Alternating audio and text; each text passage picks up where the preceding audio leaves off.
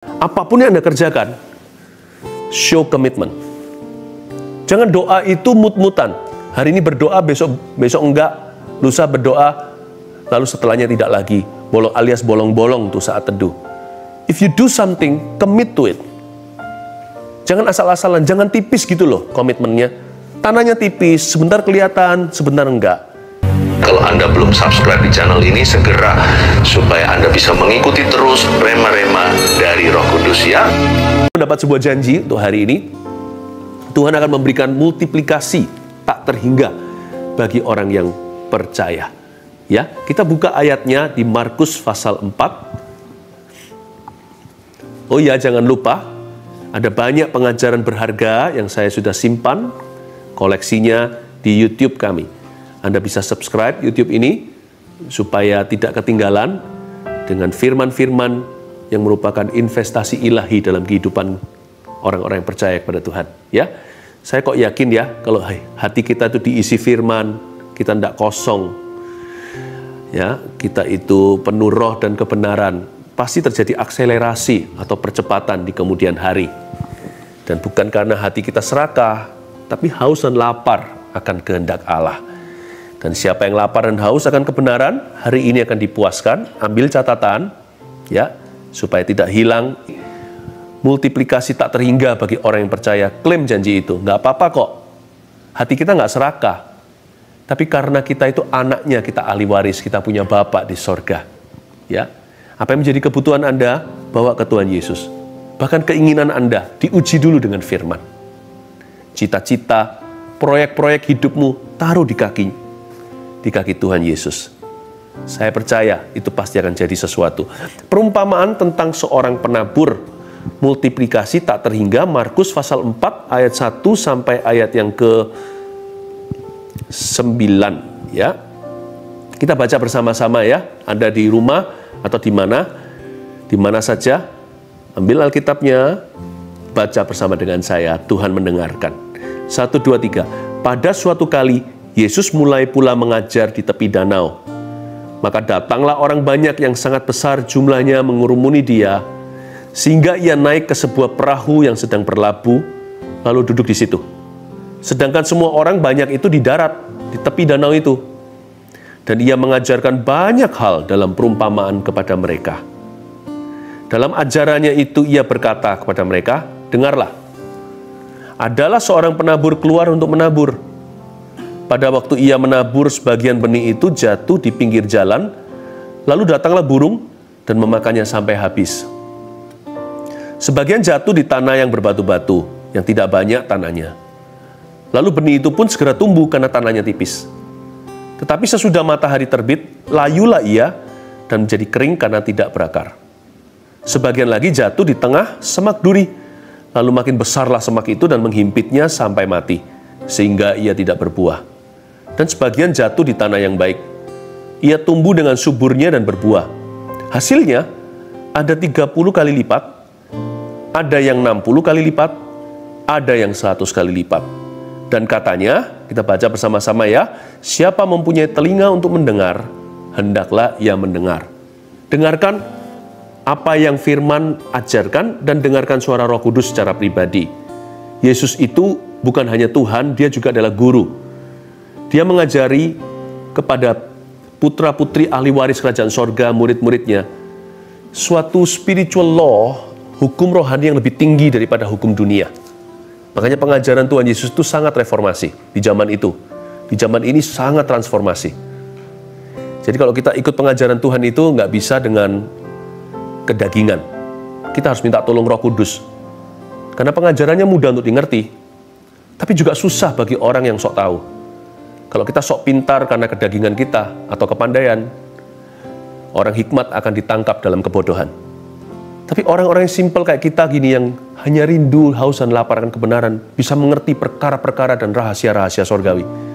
Hidupnya pun mengalami mujizat. Tuhan hendak menunjukkan pada kita suatu hukum rohani yang jauh lebih tinggi. Tuhan Yesus itu guru. Pada suatu kali ayat 1, Yesus mulai pula mengajar di tepi danau. Maka datanglah orang banyak yang sangat besar jumlahnya mengurumuni dia. Sama hari ini waktu saat teduh, sekalipun tidak di sini dalam satu ruangan dengan saya, tapi satu hadirat Allah yang sama. Ada berapa ribu atau puluhan ribu yang sekarang juga sedang mendengarkan pengajaran Yesus melalui mulut kami. Ya, kalau setiap kali Tuhan Yesus lihat orang banyak gitu, masyigu, hatinya selalu tergerak oleh belas kasihan. Biasanya mujizat pun terjadi. Saya ngomong gini bukan karena serakah loh ya. Saya ngomong begini karena saya mengenal kepada siapa saya percaya. Kita ikut Tuhan bukan karena mujizatnya, tapi kita mengikuti Tuhan yang tiada mustahil baginya. Ya, saya yakin sebentar lagi banyak mujizat akan terjadi juga. Karena ketika orang banyak berkumpul, hati Tuhan selalu tergerak oleh belas kasihan. Yesus naik ke sebuah perahu yang sedang berlabuh lalu duduk di situ. Ayat 1b. Sedangkan semua orang banyak itu di darat di tepi danau itu. Yesus duduk di situ, sini. Ya kan, orang banyak di sisi yang satu. Tapi tidak ada jarak dalam hadirat Allah. Tuhan Yesus selalu bisa jamah siapa saja. Waktu itu juga loh, Tuhan Yesus terpisah dengan jarak, dia ada di perahu, sedangkan murid-murid atau kalayak ramai orang banyak itu sedang berada di tepi danau. Tapi terjadilah impartasi. Jangan izinkan screen atau gadget, TV, apapun layar yang di depan Anda itu menjadi jarak antara Anda dengan Tuhan. Dengan saya bisa berjarak karena kita terpisah dengan waktu. Kalau ini nggak live nanti yang nonton, kalau yang live pun terpisah dengan jarak. Tapi sama Tuhan nggak ada pemisahan waktu maupun jarak. Kalau Anda percaya, Tuhan hadir di sana, di dalam pergumulan Anda. Tapi perhatikan pengajaran Tuhan. Tuhan berjanji sesuatu yang luar biasa. Kita lompat dulu ayat 8. Saya tunjukkan multiplikasi tak terhingganya di mana. Dan sebagian jatuh di tanah yang baik. Oke, kalau firman itu ketemu tanah yang baik, ia akan tumbuh dengan subur dan berbuah. Hasilnya, perhatikan saudara, ada yang 30 kali lipat, ada yang 60 kali lipat, ada yang 100 kali lipat. Kita ngambil yang minimalis saja, 30 kali ganda. Jangan yang 100 terlalu banyak.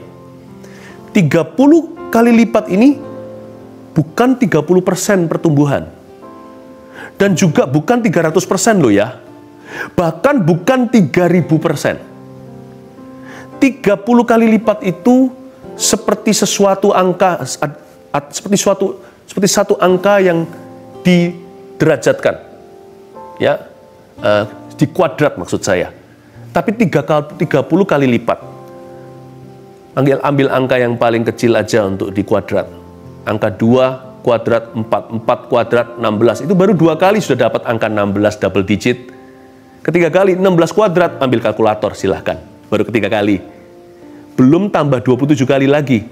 Setelah 16 kuadrat itu dikuadratkan ke 4, ke 5, ke 6, ke 7, 8, kalkulator Anda sudah pecah.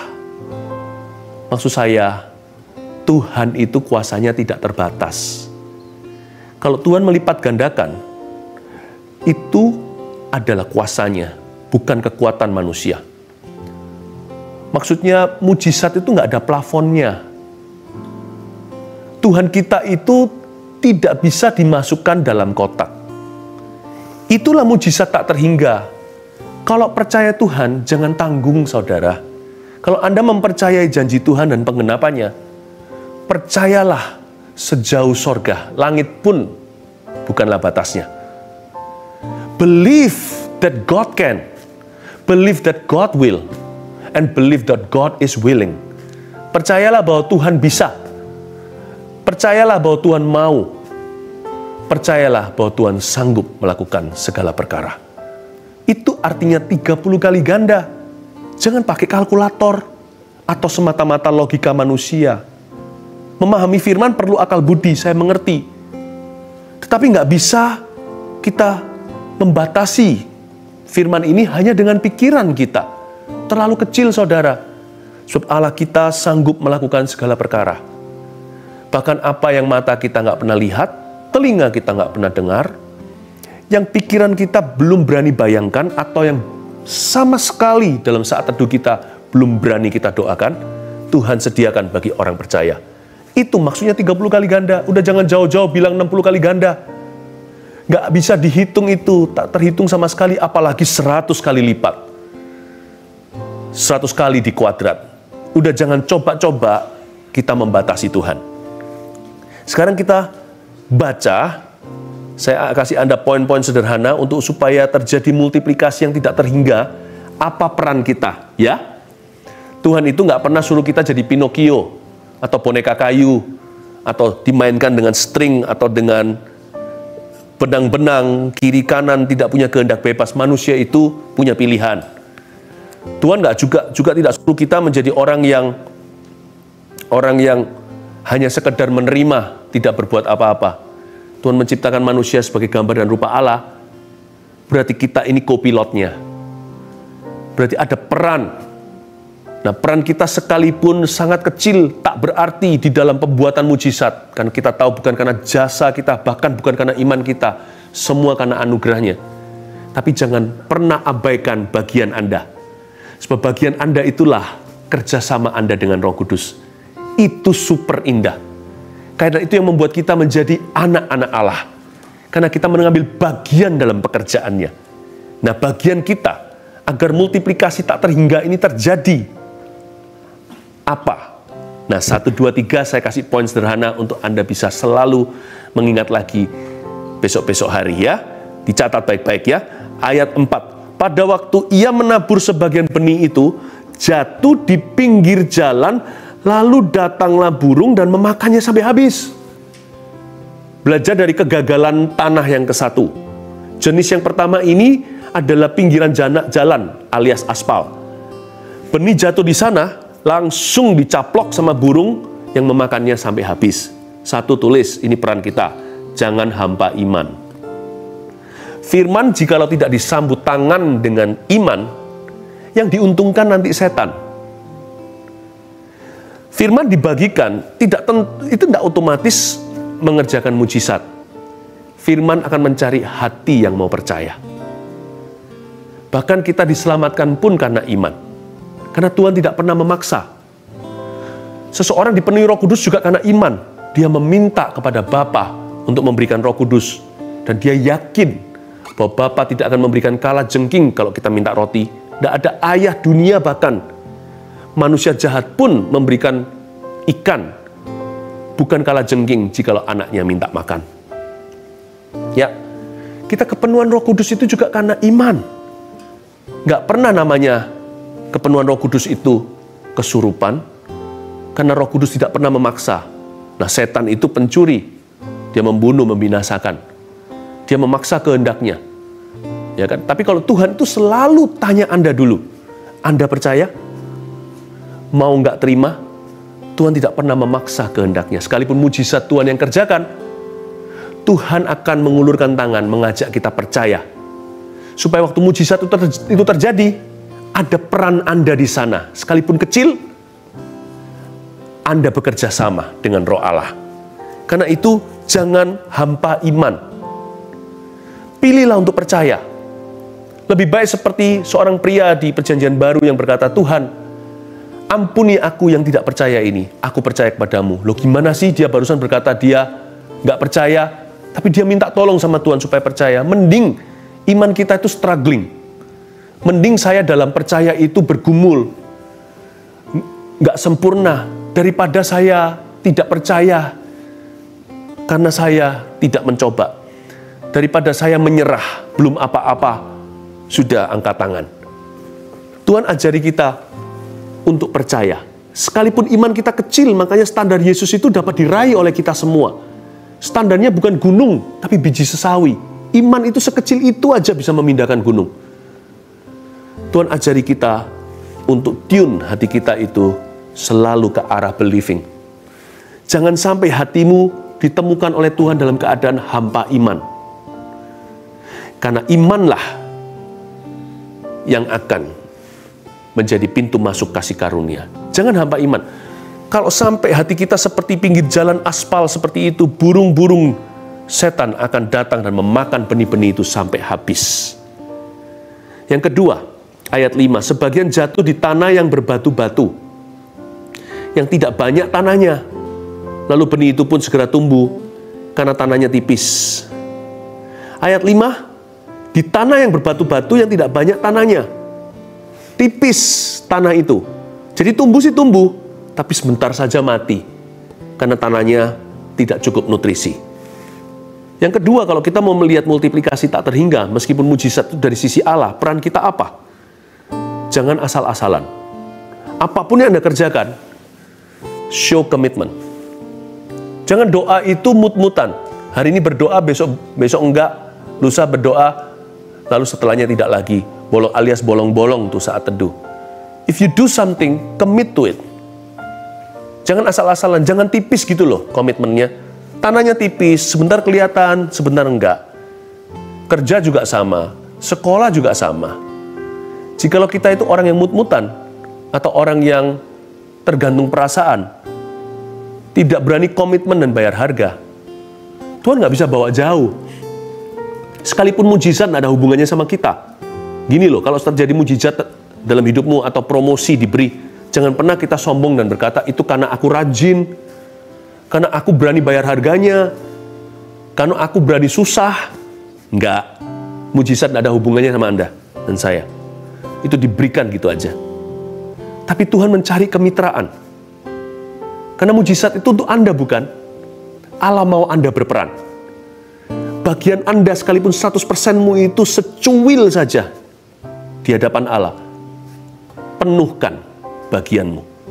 Jangan membolos apa yang menjadi porsi Anda di depan Tuhan. Show commitment. Kita memberikan komitmen kepada apapun yang kita kerjakan. Doa. Kalau kita mau membawa seseorang kenal Yesus, nggak bisa ditolak sekali langsung menyerah. Apalagi kalau itu adalah orang tua sendiri, papa contohnya. Kalau itu adalah suaminya atau anaknya. Komitmen, tekun, terus menerus. Jangan pernah asal-asalan. Orang asal-asalan itu akan mengalami kebaikan. Tapi sebentar saja, berkat apapun tidak tahan lama. Ya, nah sekarang lihat di ayat yang 7, jenis tanah yang ketiga. Sebagian lagi jatuh di tengah semak duri, lalu makin besarlah semak itu dan menghimpitnya sampai mati, sehingga ia tidak berbuah. Nah, tanah semak duri ini dua-dua ada. Gandum ada, lalang ada. Semak belukarnya di sana. Yang ketiga, jangan pelin-pelan. Jangan pelin-pelan. Tidak ada orang bisa melayani dua tuan. Engkau tidak bisa melayani Mamon dan Tuhan. Kalau mau layani Tuhan, ya layani Tuhan. Kalau mau layani setan, ya layani setan. Jangan pelin-pelan. Ntar mau sungguh-sungguh nih anak muda, lalu ketemu sama teman-temannya, dibilang fanatik gitu aja, peer pressure atau tekanan teman-teman sebaya, udah langsung goyah. Jangan pelin-pelan. Kalau jadi orang Kristen sungguh-sungguh. Mending nggak jadi sama sekali. Karena orang yang suam kuku malah dimuntahkan dari mulut Tuhan. Ini kalau tanah yang ketiga ini tadi, ada gandum, ada lalang. Dibagikan di sana, ditaburi benih, tapi juga ada semak duri. Maunya gimana sih? Mau plin atau mau pelan? Mau upin atau ipin? Mau plin atau pelan? Kalau orang plin, pelan, pasti jatuh ke tangan setan. Karena kesungguhan adalah DNA kerajaan Allah. Keraguan, kebimbangan adalah DNA kerajaan neraka. Orang yang pelin-pelan sudah jelas siapa yang jadi tuan. You know, no decision is a decision. Ada orang tertentu put it off atau tunda-tunda untuk ikut Yesus. Tunda-tunda langkah ketaatan. Kalau yang belum dibaptis contohnya, nanti ajalah, someday. Udah banyak enggaknya, karena besok hari, tomorrow, akan lebih nggak ready. Orang yang mau berubah bilang, minggu depan aja. Minggu depan lebih susah, dunia ini akan lebih kejam sama Anda kalau mau setia. Apa bedanya sekarang sama bulan depan? Bedanya sekarang lebih mudah berubah daripada bulan depan. Apalagi tahun depan. Jangan pelin-pelan lah. Kalau kita tahu itu kebenaran, lakukan. Jangan pelin-pelan. Kita harus tegas. Kalau enggak, kita akan jatuh dalam kedagingan. Ya, sekali lagi saya ulang. Pertama-tama, di pinggir jalan, lalu datanglah burung dan memakan. Jangan jangan hampa iman. Yang kedua, di tanah yang berbatu-batu tidak banyak tanahnya. Ada sih tanahnya, tapi sedikit. Nggak niat gitu loh kalau mau memberi pupuk. Kalau mau menanam sesuatu, tanahnya ala kadarnya. Karena itu nomor 2, jangan asal-asalan. Kalau kita mau lihat multiplikasi apapun yang kita kerjakan berhasil, sungguh-sungguh tekun di dalam Tuhan. Ya. Yang terakhir, di tengah semak duri jatuhnya benih, lalu makin besarlah semak itu. Mau semak atau mau gandum? Mau lalang atau gandum? Mau semak duri atau mau benih ilahi? Anda pilih. Jangan pelin-pelan hari ini. Make a strong decision. Kita harus tegas dengan diri sendiri. Amin. Ya. Maka niscaya, kembali ke ayat 8. Dan sebagian jatuh di tanah yang baik, ia tumbuh dengan suburnya dan berbuah. Hasilnya adalah 30 kali lipat, ada yang 60 kali lipat, ada yang 100 kali lipat. Dan katanya, ayat 9, siapa punya telinga untuk mendengar, hendaklah ia mendengar. Dapatkah Anda mendengar suara Roh Kudus memberimu janji hari ini untuk kehidupanmu? Bahwa Anda akan termasuk golongan minimal 30 kali ganda. Itu pun udah maksimal tak terbayangkan dalam kehidupan seorang manusia. Kalkulator hidupnya meledak, tidak bisa tampung angkanya. Yang saya maksud di sini bukanlah uang, dolar, moneter, bukan. Saya bicara tentang kualitas ilahi yang Allah akan tambahkan dan lipat gandakan dalam kehidupanmu. Mujizat yang akan Tuhan berikan dalam kehidupan Anda tidak akan ditemukan oleh orang lain teorinya. Pelipat gandaan yang Allah akan segera tambahkan dalam kehidupanmu dan kehidupanku akan melampaui dan di luar pikiran manusia. Ujungnya kita hanya bisa komentar begini saja. Tuhanku demonstrasi kedaulatannya dalam kehidupan saya. Kita nggak bisa beritahu orang. Before and after-nya kelihatan. Tetapi reason-nya tersembunyi. Apa yang merupakan misteri dalam sukses dan berkat yang Allah akan beri dalam kehidupanmu, pertolongannya yang ajaib. Orang tidak bisa menemukan rumusnya. Terpaksa mereka geleng-geleng kepala dan berkata, aku menyerah, dan Anda pun ikut geleng bersama mereka dan berkata, haleluya. Kasusku hanya bisa dilabel satu. Allahku demonstrasi kedaulatan dalam hidupku.